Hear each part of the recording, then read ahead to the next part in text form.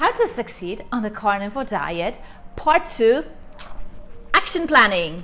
Welcome back to my channel. If you are new here, hi, my name is Sylvia and I'm a big city mom, and that's because I live in the middle of New York City and I have a toddler.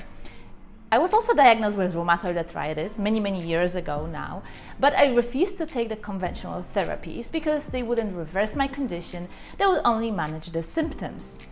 So this set me on this long journey through many trials and errors to find my own answers to autoimmunity.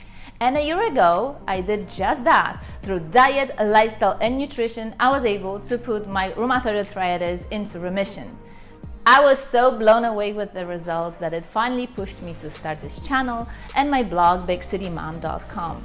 So if you are on this journey yourself, definitely subscribe, hit that notification bell, and let's get started with action planning to be successful on the carnivore diet.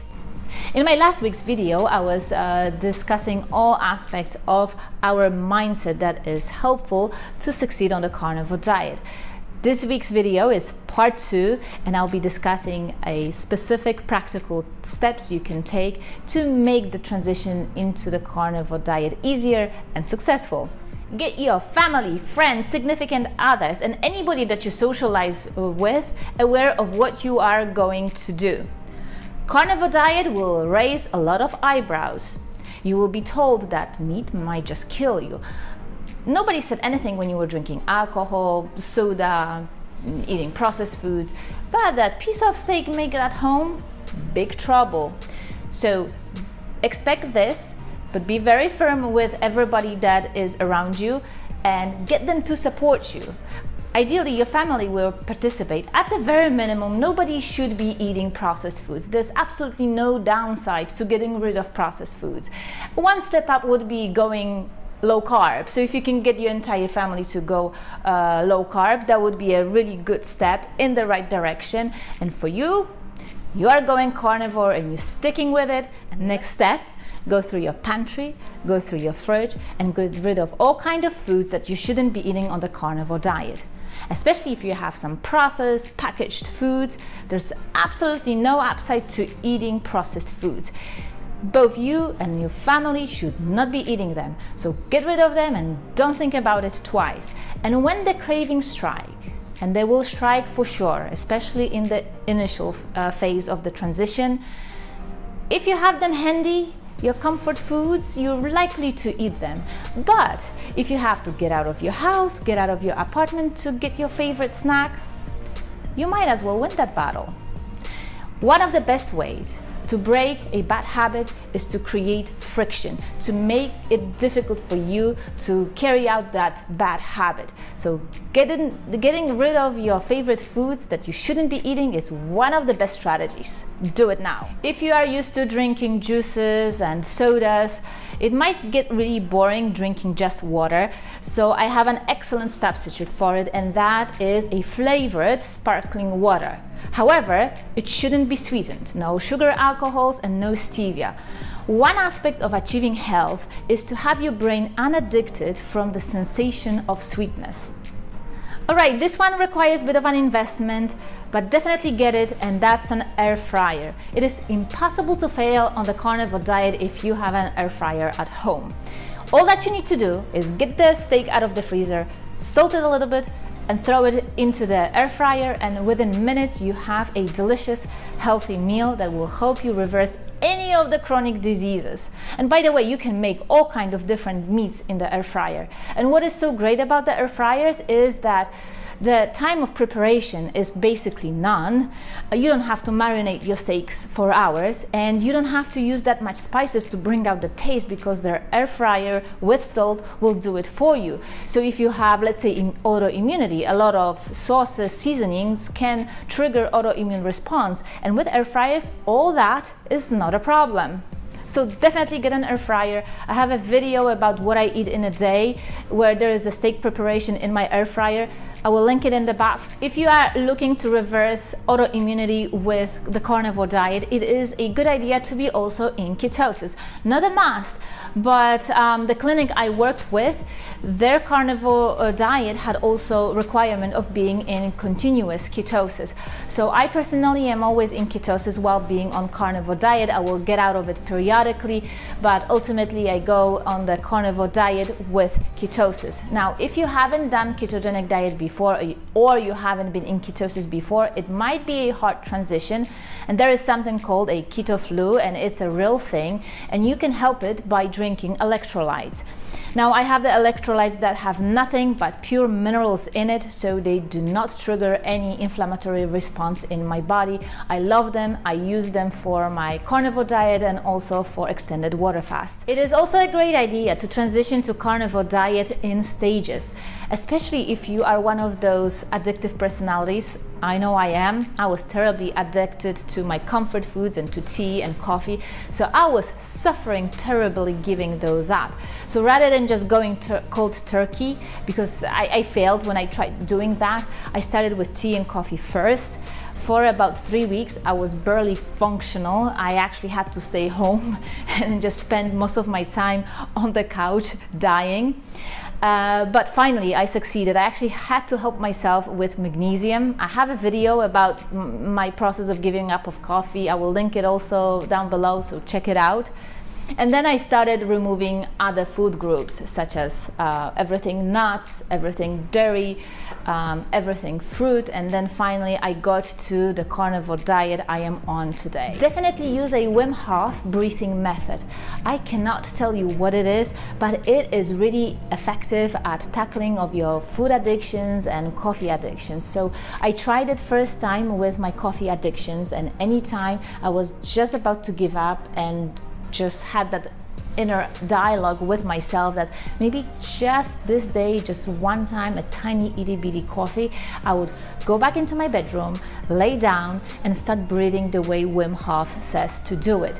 Then I also tried it with other cravings, particularly for carbohydrates, and it also had a really beneficial effect. The technique is actually quite easy. You don't need any specific skills or talents for this breathing method. Basically, you're breathing in, hyperventilating, either through your nose or through your mouth.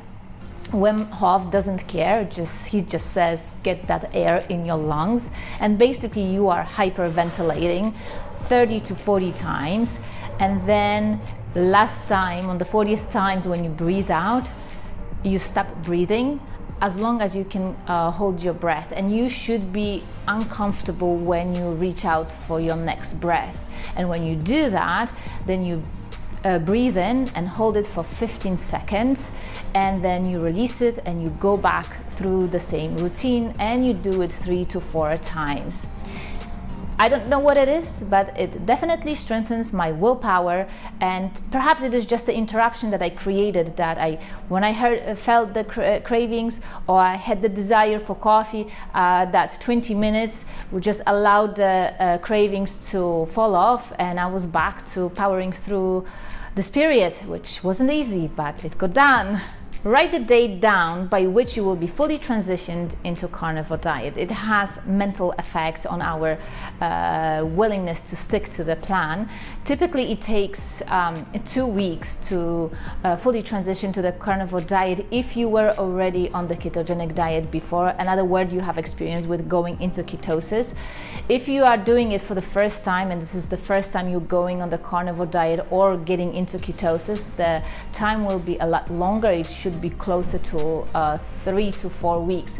And to be honest, if you spend a lifetime of eating a standard American diet, then it could be even a month and a half or 2 months. So have those expectations, assess where you are, definitely write it down, whether it's on the actual calendar or on your digital calendar. It has an effect of keeping you accountable, and it will help you to succeed on the carnivore diet.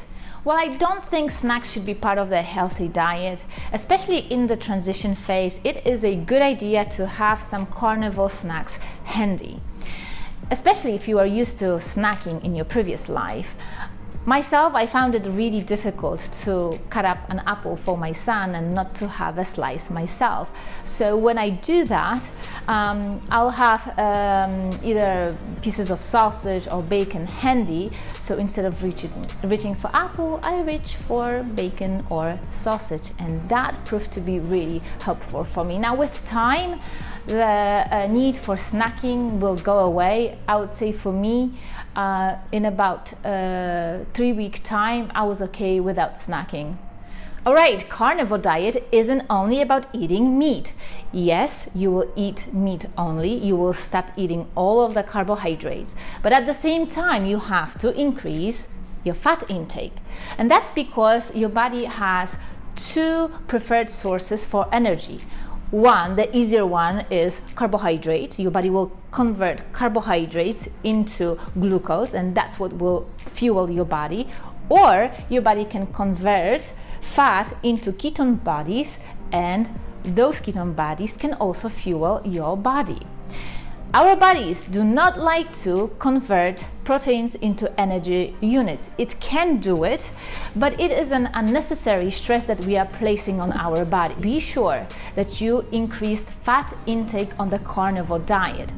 And the fat I have in mind is lard, tallow, duck fat, or butter. If you have already tried transitioning to the carnivore diet and you find it extremely difficult and you keep going back to eating carbohydrates, it's not that so much of the carbohydrate addiction as it is a dysfunctional gut microbiome of yours that doesn't want to die and drives your hormonal system crazy so that you go and give it a food it wants to eat so that it can survive.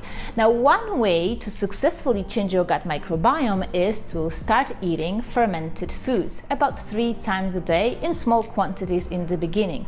Now, one important point about fermented foods is that you have to make it yourself. So the best way to go about it is to make your own sauerkraut. I have a video about that. I will link it in the description box. Check it out. But for about 2 to 3 weeks, you can eat sauerkraut 3 times a day, about couple tablespoons at the time, or you can drink sauerkraut juice if you can't eat the sauerkraut.